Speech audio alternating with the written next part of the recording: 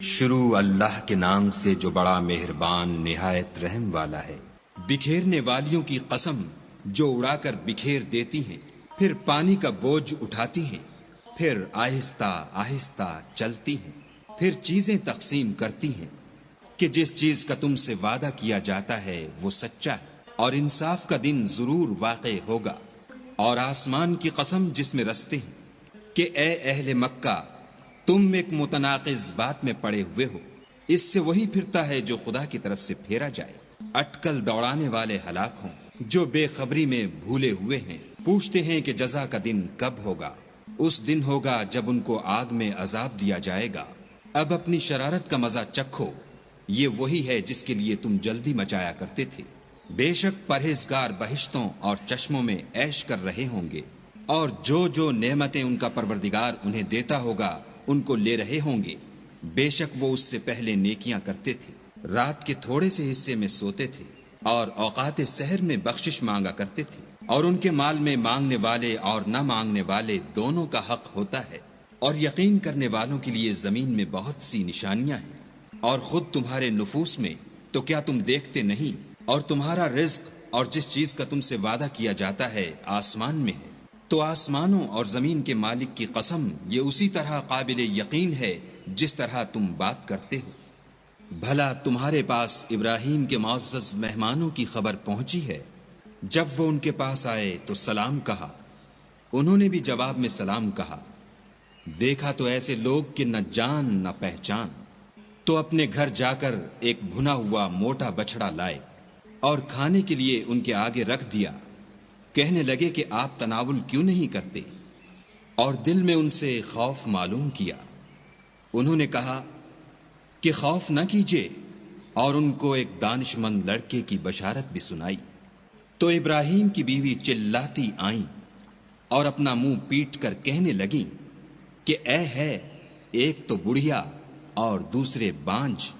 انہوں نے کہا، ہاں، تمہارے پروردگار نے یوں ہی فرمایا ہے، وہ بے شک صاحب حکمت اور خبردار ہے۔ ابراہیم نے کہا کہ فرشتوں، تمہارا مدعا کیا ہے؟ انہوں نے کہا کہ ہم گناہگاروں کی طرف بھیجے گئے ہیں تاکہ ان پر کھنگر برسائیں، جن پر حد سے بڑھ جانے والوں کے لیے تمہارے پروردگار کے ہاں سے نشان کر دیے گئے ہیں۔ تو وہاں جتنے مومن تھے ان کو ہم نے نکال لیا، اور اس میں ایک گھر کے سوا مسلمانوں کا کوئی گھر نہ پایا، اور جو لوگ عذاب علیم سے ڈرتے ہیں ان کے لیے وہاں نشانی چھوڑ دی۔ اور موسیٰ کے حال میں بھی نشانی ہے، جب ہم نے ان کو فرعون کی طرف کھلا ہوا معجزہ دے کر بھیجا تو اس نے اپنی قوت کے گھمنڈ پر منہ موڑ لیا اور کہنے لگا، یہ تو جادوگر ہے یا دیوانہ۔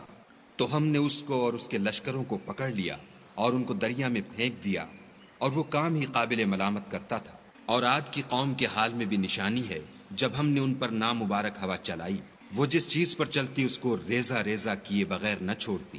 اور قوم سمود کے حال میں بھی نشانی ہے، جب ان سے کہا گیا کہ ایک وقت تک فائدہ اٹھا لو، تو انہوں نے اپنے پروردگار کے حکم سے سرکشی کی، سو ان کو کڑک نے آ پکڑا اور وہ دیکھ رہے تھے۔ پھر وہ نہ تو اٹھنے کی طاقت رکھتے تھے اور نہ مقابلہ کر سکتے تھے۔ اور اس سے پہلے ہم نوح کی قوم کو ہلاک کر چکے تھے، بے شک وہ نافرمان لوگ تھے۔ اور آسمانوں کو ہم ہی نے ہاتھوں سے بنایا اور ہم کو سب مقدور ہے، اور زمین کو ہم ہی نے بچھایا، تو دیکھو ہم کیا خوب بچھانے والے ہیں۔ اور ہر چیز کی ہم نے 2 قسمیں بنائیں تاکہ تم نصیحت پکڑو۔ تو تم لوگ خدا کی طرف بھاگ چلو، میں اس کی طرف سے تم کو صریح رستہ بتانے والا ہوں۔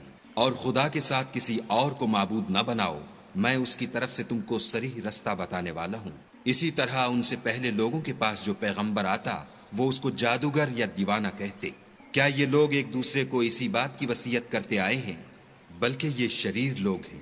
تو ان سے اعراض کرو، تم کو ہماری طرف سے ملامت نہ ہوگی، اور نصیحت کرتے رہو کہ نصیحت مومنوں کو نفع دیتی ہے۔ اور میں نے جنوں اور انسانوں کو اس لیے پیدا کیا ہے کہ میری عبادت کریں۔ میں ان سے طالب رزق نہیں، اور نہ یہ چاہتا ہوں کہ مجھے کھانا کھلائیں۔ خدا ہی تو رزق دینے والا، زوراور اور مضبوط ہے۔ کچھ شک نہیں کہ ان ظالموں کے لیے بھی عذاب کی نوبت مقرر ہے، جس طرح ان کے ساتھیوں کی نوبت تھی۔